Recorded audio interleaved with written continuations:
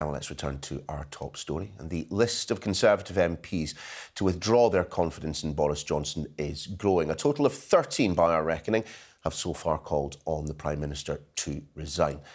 Joining us now, the former Defence Minister, Chair of the Defence Select Committee, Tobias Ellwood. Mr Ellwood, great to see you this morning.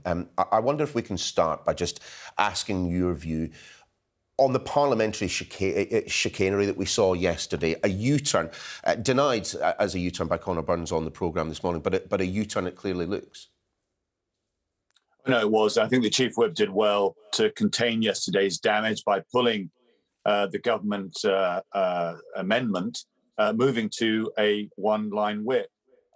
But the bigger picture here is that all MPs are deeply troubled by what the party is now going through and what to do next, given the huge credit you must give to Boris Johnson in bringing the party, so far. But we must stop drinking that Kool-Aid that's encouraging us to think this is all going to disappear, that we can all move on. We can't use Ukraine as a fig leaf to dodge those difficult questions.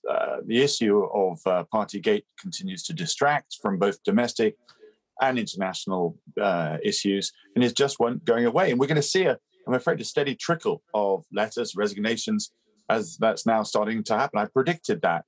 You listen carefully to I'm afraid, the silence of support, and it's clear that more and more MPs privately believe that it's the time that the leadership baton is actually passed on.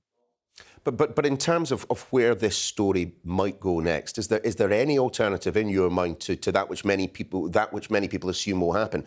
Boris Johnson will cling on to power, will hold on to the keys to number 10 for as long as possible. Those letters will continue to trickle in, and the Conservatives will get an absolute drubbing in the polls. No, as I say, there's also a recognition that every MP now realises it's up to us to take ownership of this, because there is that. I'm afraid the absence of discipline, of focus, of leadership in number 10 during that lockdown period has led to a huge breach of trust with the British people, and is causing such long-term damage to the party's brand. And that's proving difficult to repair.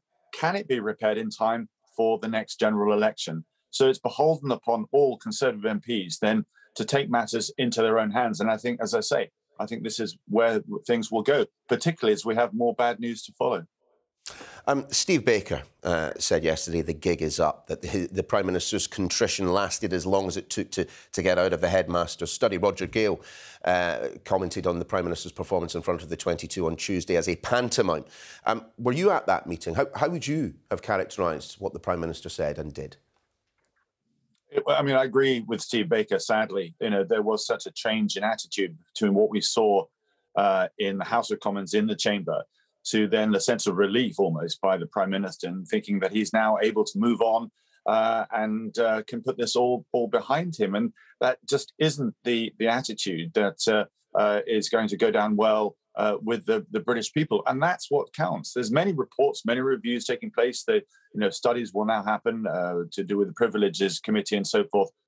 Ultimately, it's whether or not we can win the next general election with Boris Johnson in charge. And if we believe that we can't do that, then yes, we have to go through that process, as you did with Margaret Thatcher, John Major, as has happened in other parts as well, to say it's time to refresh, it's time to regroup under another leader. And I stress, you cannot use Ukraine as some form of fig leaf to say, no, we can't go down this difficult road. To what extent is the Prime Minister still Prime Minister because of the support of his Cabinet colleagues? If someone significantly senior within the Cabinet had popped their head above the parapets before now, there's a very real possibility that he would no longer be Prime Minister. Yes, I mean, you talk of a number of avenues, if you like, that could be pursued, that could facilitate very fast change in what's happening. I suspect it's going to be the accumulation of letters into the 1922, ultimately with more fixed penalty notices to come, the Sue Gray report, of course. It'll be the local elections, maybe, that for many of my colleagues who would eventually say, I've had enough. And I've actually pushed this to the Prime Minister a couple of weeks ago, to say this is crisis management is required here.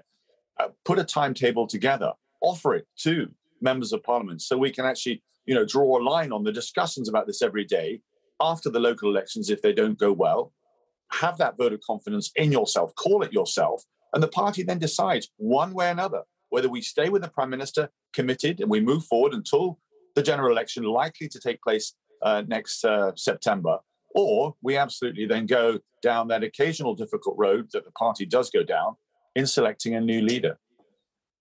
You've mentioned the way in which the government has used the situation in Ukraine as part of the defence of the Prime Minister a couple of times now.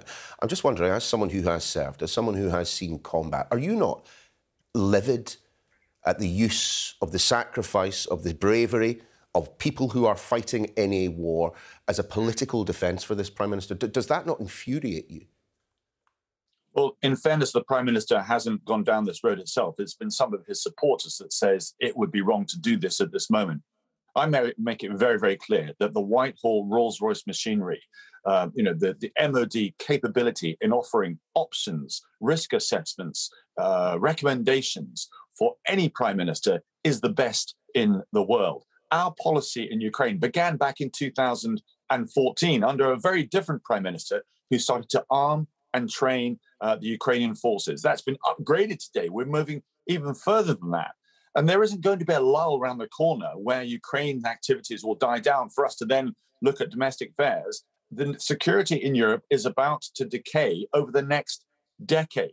We need to grasp this. We cannot use the Ukraine as a fig leaf. Indeed, if there was a leadership election, I could see candidates falling over themselves to actually increase their support. We're still absent of a strategy. What does all this weapon systems that we're giving to Ukraine, where does it lead to? Are we content with seeing part of Donbass remain in Russians' hands? Or are we going to go back to pre-2014 borders and push Russia out, which is where I would like to go? Otherwise, Putin will simply do all this again because he'll survive, and then he'll attack another country in a couple of years' time.